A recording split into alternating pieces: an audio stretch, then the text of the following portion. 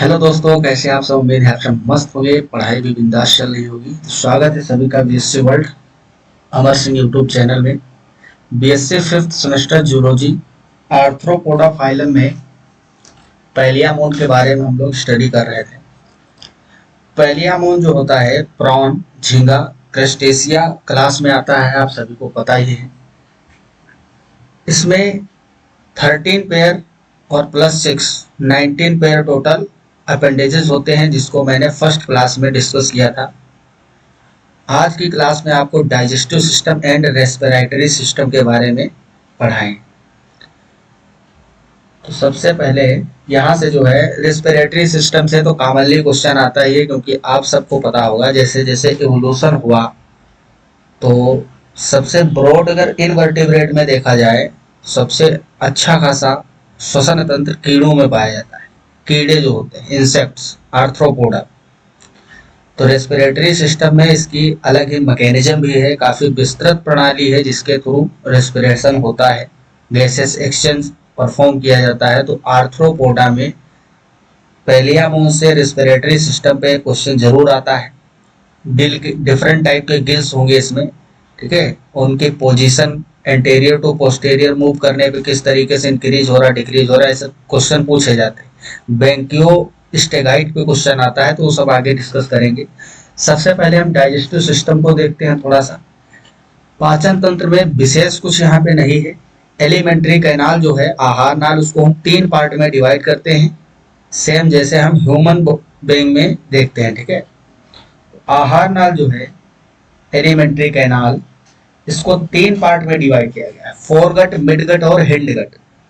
Foregut मतलब अग्र आहार नाल, मिडगट मध्य वाला भाग जिसमें इंटेस्टाइन होगा, आंत्र, और लास्ट वाला है हिंडगट या उसी को हम रेक्टम बोलते हैं, पश्च आहार नाल या फिर मलाशय बोला जाता है, ठीक है। फोरगट जो है अग्र आहार नाल, उसमें टोटल 4 ऑर्गन्स होते हैं। माउथ इंक्लूड होगा, उसके अंदर जो मुख गुहा है, बक्कल केविटी। देन उसके बाद जो स्ट्रेट पाइपलाइन होती है ओइसोफेगस, जिसको हम ग्रेसिका बोलते हैं, हिंदी क्या बोलते हैं, ग्रेसिका, है ना। और इसके बाद स्टमक होगा आमाशय। तो ये चारों फोरगट के पार्ट है। कई बार क्वेश्चन आ जाता है इसमें ना, चूज करने की कौन स्टमक किसका पार्ट है, मिडगट या फोरगट का। तो यहाँ से भी ऑब्जेक्टिव क्वेश्चन आ जाता है MCQ. Mouth, buccal cavity, oesophagus and stomach is the part of foregut. Midgut में सिर्फ इंटेस्टाइन है, आंत जिसको बोलते हैं, और लास्ट पार्ट जो होता है एलिमेंट्री कैनाल का वो है हिंडगट या फिर रेक्टम बोलते हैं, मलाशय या पश्च आहार नाल। यहाँ पे आप जो है थोड़ा सा देखते हैं, इसका जो फोरगट है आगे वाला भाग और हिंडगट पश्च भाग, आहार नाल का अग्र और पश्च भाग, इसमें अंदर की ओर जो इंटरनल वॉल होगी वो क्यूटिकल से आस्तरित रहती है, उसमें क्यूटिकुलाइज्ड होती है, अंदर से क्यूटिकल होगी। मिडगट में एंडोडर्म होती है, ठीक है। तो ये बहुत इंपॉर्टेंट है। क्यूटिकल क्या करेगी, जैसे भाई डाइजेस्टिव पार्ट जो है, डाइजेस्टिव ऑर्गन्स, उसमें बहुत सारे एंजाइम्स होंगे। एसिडिक और बेसिक पीएच अलग अलग आएगा, क्योंकि आपको पता है एंजाइम जो होते हैं टेम्परेचर और पीएच के स्पेसिफिक होते हैं। जो एंजाइम जितने पीएच पे वर्क करता है उतने पे ही करेगा, वैसे इनएक्टिव हो जाएगा। सेम यही तो होता है, इसीलिए तो हमारे बॉडी का टेम्परेचर भी फिक्स रहता है। भाई बाहर चाहे ठंडी हो या गर्मी हो, बॉडी का टेम्परेचर तो 37 डिग्री सेंटीग्रेड ही रहता है, क्योंकि एंजाइम जो है वो पार्टिकुलर टेम्परेचर पे ही एक्टिव रहते हैं। तो बाहर चाहे सर्दी हो या गर्मी हो, लेकिन बॉडी का टेम्परेचर मेंटेन करना रखना पड़ता है एंजाइम एक्टिवेशन के लिए। यहाँ भी सेम वही चीज, एंजाइम एक्टिवेशन के लिए कहीं एसिडिक पीएच की जरूरत होगी। तो ऑर्गन्स के अंदर वॉल जो होते हैं वो सेल्स से मिलकर बने हुए हैं। सेल बहुत ही नाजुक, ज्यादा एसिडिक कंडीशन होगी तो उस मीडियम में वॉल की क्षय हो जाएगी, भित्तियां जो है वो सेल्स डेड हो जाएगी। इसीलिए अंदर जो है, अंदर वॉल पे क्यूटिकल लगा होता है। क्यूटिकल जो है हार्ड सब्सटेंस है, जिससे क्या होता है पीएच अगर बहुत लो है, एसिडिक मीडियम है, तो वहां सुरक्षा करेगा, ठीक है। तो फोरगट और हिंडगट में इंटरनली क्यूटिकल से लाइनिंग प्रेजेंट होती है। मिडगट में एंडोडर्म होता है, ठीक है। तो ये काफी इंपॉर्टेंट पॉइंट है, याद रखना है आपको। Foregut, hindgut are lined internally by cuticle and midgut is lined internally by endoderm. इस पे क्वेश्चन कई बार पूछा गया है। तो अब जो है फोरगट में सबसे पहले हम माउथ से स्टार्ट करते हैं, क्योंकि माउथ पहला पार्ट है फोरगट का। तो सबसे पहली हेडिंग आप लगाएंगे माउथ। माउथ होता कहाँ पे, इसकी एग्जैक्ट पोजीशन भी आपको हम दिखा देते हैं, लोकेशन आपको समझना जरूरी है। ये वाला जो फर्स्ट क्लास में मैंने आपको डायग्राम दिखाया था झींगा का, प्रॉन का। यहाँ पे देखिए इसका जो थोरेक्स है, थोरेक्स के आगे सिफेलिक रीजन है। सिफेलिक रीजन में अंदर की ओर यहाँ पे माउथ होता है, ठीक है। यहाँ पे जहाँ पे मैं पॉइंट कर रहा हूँ, यहाँ पे प्रेजेंट होता है माउथ अंदर। तो यहीं से जो है एलिमेंट्री कैनाल इस तरीके से स्टार्ट होती है, थोरेक्स से होते हुए एब्डोमिनल रीजन की ओर मूव करेगी। It is a large slit like aperture, ठीक है। एक दरार के जैसे, स्लिट मतलब दरार, बड़ी सी दरार की भांति छिद्र होता है। Laying mid ventrally below the anterior end of head. Head या सिफेलिक रीजन बोलिए आप, उसका जो इंटीरियर पार्ट है अग्रभाग, उसमें मिड वेंट्रली सिचुएटेड होता है। ये वर्ड बहुत इंपॉर्टेंट है। वेंट्रल भाग में देखो बॉडी के दो पार्ट है, वेंट्रल और डोर्सल। एक अधर पृष्ठ है और दूसरा एक अधर एक पृष्ठ, पृष्ठ भाग। तो वेंट्रल वाला जो है अधर भाग, जिधर माउथ होता है। कैसे हम पहचानते हैं कौन सा वेंट्रल कौन सा डोर्सल? माउथ से ही है ना। जिधर माउथ प्रेजेंट है, आगे वाला चेस्ट वाला ये भाग, इसको बोलते हैं वेंट्रल, और पीछे वाला डोर्सल जहां स्पाइनल कॉर्ड है। तो मिड वेंट्रली मतलब वेंट्रल सरफेस में जो मध्य वाला भाग है वहां पे सिचुएटेड होता है मिड वेंट्रली। ऐसे यहाँ पे डायग्राम में समझिए, ये समझ लीजिए वेंट्रल व्यू है, ठीक है। तो इसका जो मिड वाला भाग है यहाँ पे रेड कलर से जो दिखा रहा हूं मैं, ये है ना। तो एंटेरियर पार्ट में यहाँ पे प्रेजेंट होता है। तो एंटेरियर मतलब अग्र भाग में हो गया, वेंट्रल मतलब जिधर माउथ प्रेजेंट है नीचे वाला भाग, और मिड लाइन पे होता है। तो इसको बोलते हैं mid ventrally below the anterior end of head. It is bounded in front by the shield like labrum and behind by the bilobed labium. labrum और labium ये जीभ समझ सकते हो, ठीक है। ढकने वाली दो पालियां होती है माउथ को, जीभ नहीं मतलब जैसे हम लोगों में लिप्स होते हैं, उसी तरीके से लेब्रम और लेबियम भी लिप्स का ही काम करते हैं। यहाँ हिंदी में भी इधर है। मुख जो है एक बड़ा और दरार के भांति छिद्र होता है, जो सिर के अग्र सिरे के नीचे मध्य अधर तल पर खुलता है। इसमें सामने की ओर एक ढाल की भांति लेबरम और पीछे दो पालियों वाला बाइलोब्ड लेबियम प्रेजेंट होता है, ठीक है। तो ये हो गया माउथ। माउथ से जैसे ही अंदर आप बढ़ोगे तो उसमें गुहा मिलेगी, मुख गुहिका बोलते हैं, मुख गुहा बोलते हैं। इंग्लिश में बक्कल कैविटी बोला जाता है, ठीक है। जैसे हम लोगों के बक्कल कैविटी में तो डाइजेशन भी होता है, भाई दांत भी तो मुख गुहा में ही होते हैं। तो मैकेनिकली जो डाइजेशन है वो भी होता है माउथ के अंदर, प्लस स्टार्च का भी 30% डाइजेशन हो जाता है बक्कल कैविटी में। Mouth opens into a short buccal cavity. It is lined by a thick cuticular lining which is irregular folded. अब ये जो इररेगुलर फोल्डिंग आ रही है, ये मान लीजिए मुख गुहा है, ठीक है। अब इसके अंदर जैसे आप इंटर करोगे तो यहाँ पे मुख गुहा में इस तरीके से उभार पाएंगे, क्यूटिकल के उभार, समझ में आया। तो मुख गुहा के अंदर जो थिक क्यूटिकल है वो इररेगुलर फोल्ड बना रही है। ये फोल्ड जो है दांत का काम करेंगे, टीथ का काम करेंगे, ठीक है। मुख गुहा के अंदर जो अंदर क्यूटिकल है वो इस तरीके से उभार बना रही, इररेगुलर फोल्डेड है। The molar processes of mandibles lie opposite each other in the buccal cavity to crush the food. तो molar processes मतलब इन्हीं को molar process बोला जाता है। mandibles आपको मैंने बताया था, mandible वगैरह appendages वाले में, तो ये भोजन को पीसने में सहायता करते हैं, ठीक है। दो पार्ट हो गए, माउथ और बक्कल कैविटी। यहाँ पे जो है डायग्राम में भी आप देख सकते हो, इस तरीके से देखिए ये जो है थोरेक्सिक पार्ट है ये वाला, और ये आगे वाला हेड है सिफेलिक रीजन, और लास्ट वाला एब्डोमेन है। ये तो इतना तो आपको अभी तक समझ आ ही गया होगा। माउथ देखिए यहाँ पे प्रेजेंट है, ये है माउथ, नीचे की ओर होता है वेंट्रल सरफेस में, मिड वेंट्रली सिचुएटेड है।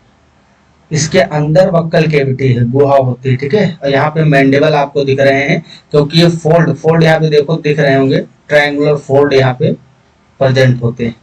ये मोलर प्रोसेसेस हैं जो कि फूड को क्रश करने में हेल्प करेंगे। इसके बाद जो है ओइसोफेगस स्टार्ट होगा, ठीक है। यहाँ पे अंदर ये जो है ओइसोफेगस ग्रसिका स्टार्ट होगा।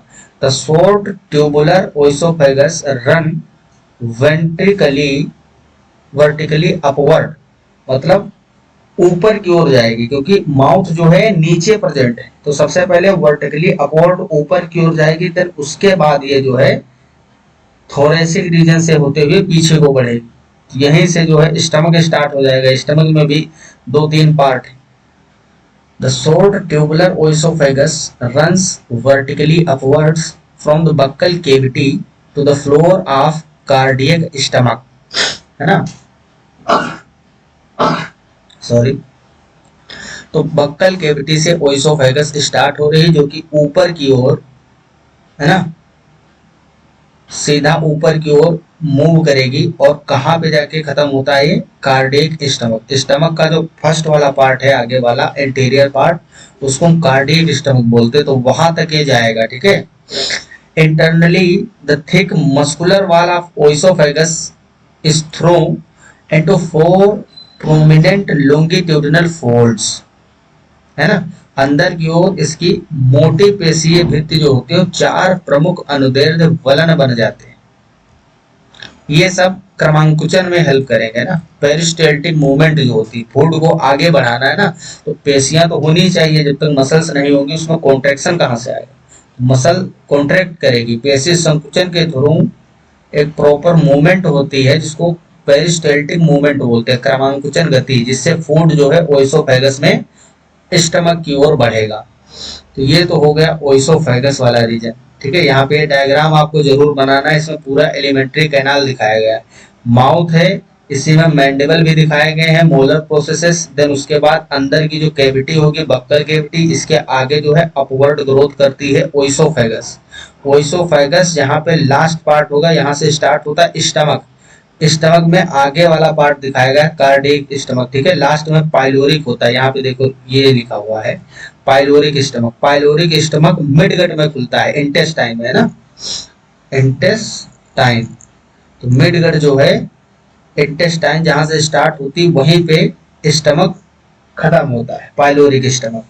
ये यहाँ पे मिडगट है इतना। इसके बाद यहाँ पे उभार सा दिख रहा होगा, फूला हुआ होगा, इसको रेक्टम या मलाशय कहते हैं, हैंडगट भी बोलते हैं इसको। और लास्ट में एनएस है, जिसके थ्रू वेस्ट प्रोडक्ट सिक्रेट किया जाएगा, ठीक है। तो ये एलिमेंट्री कैनाल का डायग्राम भी आपको पूरा बनाना है, लेबलिंग भी करनी है। एंटीरियल्स वगैरह है, एंटीनी आई ये भले ही अपना प्रेजेंट करे, लेकिन जो डाइजेस्टिव सिस्टम से रिलेटेड ऑर्गन्स हैं उनको सबको आपको दिखाना पड़ेगा। ये डायग्राम काफी इंपॉर्टेंट है, इसको आप बनाएंगे, ठीक है। तो अगला हम बात करते हैं स्टमक की। स्टमक पे कई बार क्वेश्चन आते हैं, ऑब्जेक्टिव भी बन जाते हैं, क्योंकि ये मेन पार्ट है, यहीं पे डाइजेशन भी थोड़ा बहुत होता है इंटेस्टाइन में। तो स्टमक जो होता है आमाशय, 2 पार्ट में डिवाइड है, कार्डियक स्टमक और पाइलोरिक। हम लोगों में 3 पार्ट होते हैं, जठरागम होता है, और मुख्य भाग जो होता है बीच वाला कार्डियक वाला, और उसके बाद पाइलोरिक होता है, जिसको जठर निर्गम बोलते हैं। यहाँ पे 2 पार्ट में डिवाइड किया गया है। It occupies most of the cephalothoracic cavity. Cephalothoracic cavity मतलब बॉडी के अंदर से अगर सभी ऑर्गन्स निकाल दिए जाए तो एक खाली गुहा होगी, कैविटी बचेगी। जैसे हम लोगों में देखा जाए, शरीर के अंदर जितने भी अंग हैं सबको निकाल दिया जाए, फेफड़े हैं, हृदय हो गया है ना, लीवर वगैरह, स्टमक, इंटेस्टाइन सब निकाल दो, तो एक खाली गुहा रह जाएगी, कैविटी। उसमें अलग अलग रीजन है। जैसे फेफड़े के ऊपर वाला जो पार्ट है हम लोगों में, गले से, नेक से लेकर डायाफ्राम तक का, उतनी जो गुहा होती है कैविटी, उसको बोलते हैं प्लूरल कैविटी, और उसके नीचे वाले को एब्डोमिनल कैविटी बोलते हैं।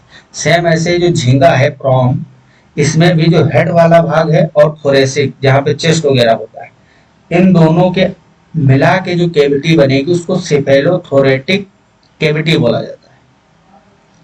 तो उसमें स्टमक कंप्लीट प्रेजेंट होता है, मैक्सिमम भाग कवर कर लेता है, ऑक्यूपाई करता है। It remains buried in the हेपेटोपैंक्रियाज।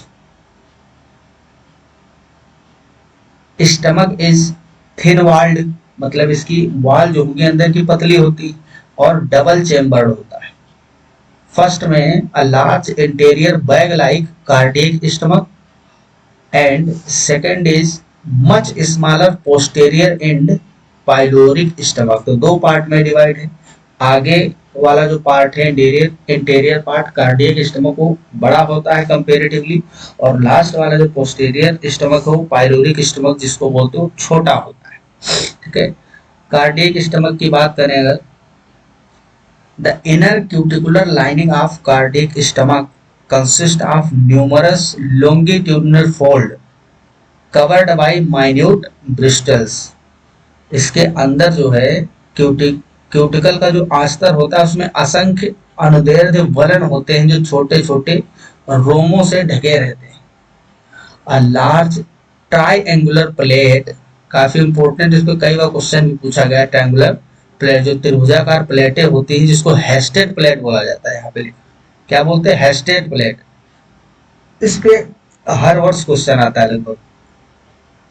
is embedded in the mid-ventral floor of cardiac stomach, which is called the Hested plate. Upper surface of Hested plate has delicate CT, यहाँ CT यहाँ पे पढ़ते हैं, जैसे एनेलिडा में हम बात किए थे ना, CT की सूक बोलते हैं हिंदी में, and a distinct median ridges. Each lateral groove is bounded on outer side by a longitudinal long cuticular ridges plate. Inner border of each ridge plate a comb-like structure, so that is also called comb plate. हालांकि comb plate, comb jelly जैसा नाम हम Ctenophora में पढ़े थे। यहाँ भी जो बन रहा है, प्रत्येक पार्श्व खांच की बाहरी सीमा एक लंबी क्यूटिकली कटक प्लेट द्वारा घिरी रहती है। इसके अंदर की सीमा कंघी के समान रचना बनाती है जिसको हम कोम्ब प्लेट बोलते हैं। ठीक है, तो हेस्टेड प्लेट पर क्वेश्चन पूछा गया है कि ये कहाँ पाई जाती है, कई बार आया है। तो ये ट्रायंगुलर प्लेट होती है और कार्डियक स्टमक जो होता है, स्टमक का आगे वाला भाग, बड़ा बैग लाइक जो स्ट्रक्चर है उसमें हेस्टेड प्लेट प्रेजेंट होता है। कार्डियो पाइलोरिक अपर्चर, ये क्या है, जैसे स्टमक मान लीजिए इतना स्टमक है टोटल, इसमें यहाँ से जो है आगे वाला जो है ये है कार्डियक स्टमक और पीछे वाला पाइलोरिक, ये दोनों जहां से ज्वाइंट है यहाँ पे एक अपर्चर होता है। क्या होता है, एक अपर्चर होता है जहां से कार्डियक खुलता है पाइलोरिक, तो इसको जो है बोला जाता है कार्डियो पाइलोरिक अपर्चर, क्योंकि कार्डियक और पाइलोरिक रीजन के मिड में प्रेजेंट है जहां से सीमा इसकी स्टार्ट हो रही है पाइलोरिक की। Cardio pyloric aperture opens into the pyloric stomach, it is guarded by 4 valves.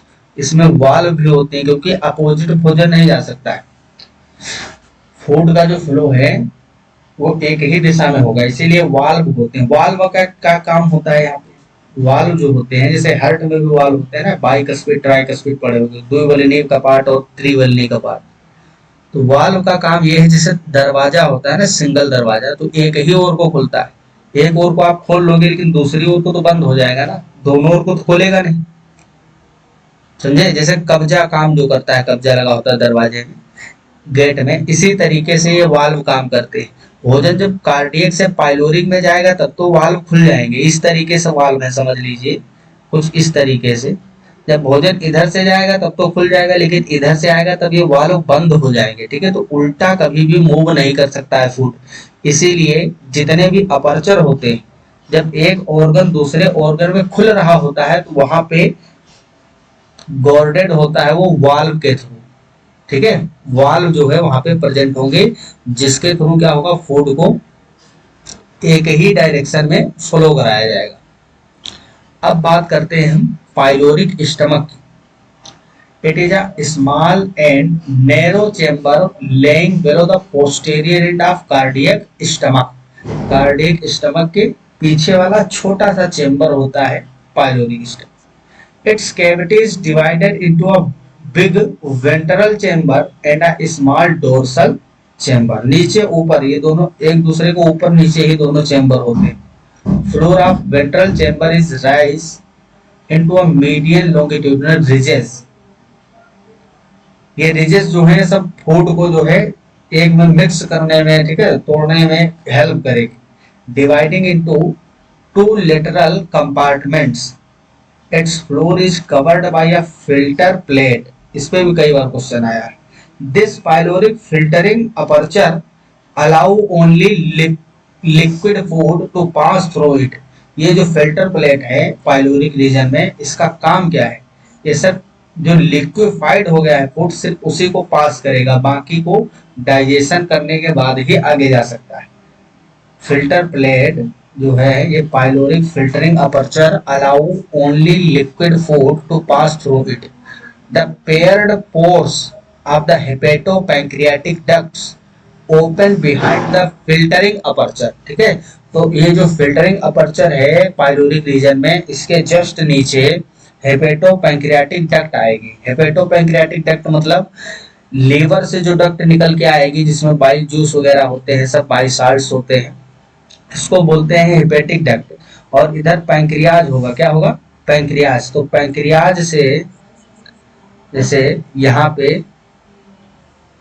ये लीवर है, लीवर से जो डक्ट आएगी हेपेटिक डक्ट, और इधर है पैंक्रियाज। ठीक है, ये पैंक्रियाज है, पैंक्रियाटिक डक्ट। ये दोनों जब आपस में एक में मिल जाती है, ठीक है, ये दोनों डक्ट एक में मिलेंगी तब बनेगी कॉमन हिपेटो पैंक्रियाटिक डक्ट, जिसको यकृत आग्नेयाशयी नलिका बोला जाता है। ये खुलती है पाइलोरिक रीजन में, जो फिल्टर प्लेट है उसके जस्ट नीचे। ठीक है, समझ में आया? लीवर से आने वाली डक्ट को बोलेंगे, क्या बोलेंगे? Hepatic duct. हेपेटिक डक्ट, यकृत नलिका। और ये जो आ रही है आग्नेयाशय से, पैंक्रियास से, इसको बोलते हैं पैंक्रियाटिक डक्ट। पैंक्रियाटिक डक्ट, आग्नेयाशय नलिका, ये दोनों आपस में जब यहाँ पे जुड़ जाएंगी तब इसको बोलते हैं कॉमन हिपेटो पैंक्रियाटिक डक्ट। ठीक है, कॉमन हिपेटो पैंक्रियाटिक डक्ट। ये कहां पे खुलेगी? पाइलोरिक रीजन जो है, जो कि जस्ट इंटेस्टाइन में खुलने ही वाला है। ठीक है, जैसे हम लोगों में तो ह्यूमंस की बात करें तो हिपेटो पैंक्रियाटिक डक्ट ड्यूडेनम में खुलती है, इंटेस्टाइन का जो अपर पार्ट है, लेकिन यहाँ पे स्टमक में ही खुल रही है। स्टमक और इंटेस्टाइन के मिड पॉइंट पे ही आप मान सकते हो, क्योंकि ये फिल्टर प्लेट जो है ये स्टमक के एकदम लास्ट पार्ट में होती है। जस्ट इस फिल्टर प्लेट के नीचे ही खुलता है हेपेटो पैंक्रियाटिक डक्ट। समझे? अब हम बात करते हैं मिड गट की। मिड गट मतलब जिसमें इंटेस्टाइन है। It is a long narrow and straight tube running back up to the sixth abdominal segment. Its lumen is wide. अंदर की जो गुहा है इसकी ल्यूमेन वो काफी चौड़ी होती है at the anterior end, but reduces posteriorly due to the presence of longitudinal folds. ठीक है, तो जहां से इंटेस्टाइन स्टार्ट होगी इंटीरियर पार्ट में, वहां पे इसमें गुहा जो है बहुत चौड़ी होगी। जैसे जैसे आगे जाती जाएगी तो पतली होती जाती है। ठीक है, थोड़ा नैरो हो जाएगी। इंटेस्टाइन में, ठीक है। हिंड गट में क्या होगा? रेक्टम होता है और लास्ट में एनस होगा। दो पार्ट है इसमें। It's interior swollen muscular part called the rectum bears many internal longitudinal folds. The terminal narrow tubular part opens to the exterior through anus. Anus is a sphincterate with ventral longitudinal slit-like opening situated on a raised papilla at the base of telson. ठीक है, तो पुच्छ खंड के आधार पर एक उभरे papilla पर स्थित होता है। एक्चुअली जो हमको प्रॉन में डाइजेस्टिव सिस्टम पढ़ना है, इसमें हमको फूड के डाइजेशन के बारे में नहीं पढ़ना है, सिर्फ मॉर्फोलॉजी पढ़ना है। जैसे हम लोग ह्यूमंस में पढ़ते हैं जो डाइजेशन, तो उसमें एंजाइम्स वगैरह की बात करते हैं, डाइजेशन की, प्रोटीन डाइजेशन मैक्सिमम कहाँ पे होगा, फैट का डाइजेशन का प्रोसेस क्या है, एब्जॉर्प्शन प्रोसेस क्या है। लेकिन यहाँ पे हम मेनली मॉर्फोलॉजी पढ़ रहे हैं, आकारिकी के बारे में, कि कौन सी चीज सिचुएटेड कहाँ है, सिर्फ ये इसी पर क्वेश्चन भी आएंगे। ठीक है, बाकी ये क्वेश्चन बिल्कुल भी नहीं आएगा कि कार्बोहाइड्रेट का पाचन कहाँ पे होगा, प्रोटीन का कहाँ होगा। तो आपको हर एक चीज समझ में आई होगी अच्छे तरीके से। पोजीशन आपको याद रखना है, किस चीज की पोजीशन कहाँ पर। ठीक है, तो अब हम बात करते हैं रेस्पिरेटरी सिस्टम की। या फिर लेक्चर भी काफी बड़ा हो जाएगा, काम करते हैं डाइजेस्टिव सिस्टम जो है आप लोग इसमें कवर करिए। अगले लेक्चर में छोटा सा लेक्चर रहेगा, क्योंकि टाइम लगेगा इसमें भी, रेस्पिरेटरी सिस्टम में। इस पे क्वेश्चन भी आता है, इसमें जो है गिल्स पे हर वर्ष क्वेश्चन आता है, तो इसको डिटेल में एक सिंगल लेक्चर बना देंगे, जिसमें जो है आपको रेस्पिरेटरी सिस्टम अच्छे से समझा देंगे। तो मस्त आप लोग पढ़ते रहिए। कोई भी डाउट है तो कमेंट बॉक्स में पूछिए, जवाब मिलेगा आपको टाइम पे। मिलते हैं अगले लेक्चर में, मस्त पढ़ाई करते रहिए। तब तक के लिए okay bye, all the very best, thanks for watching. जय हिंद, जय भारत।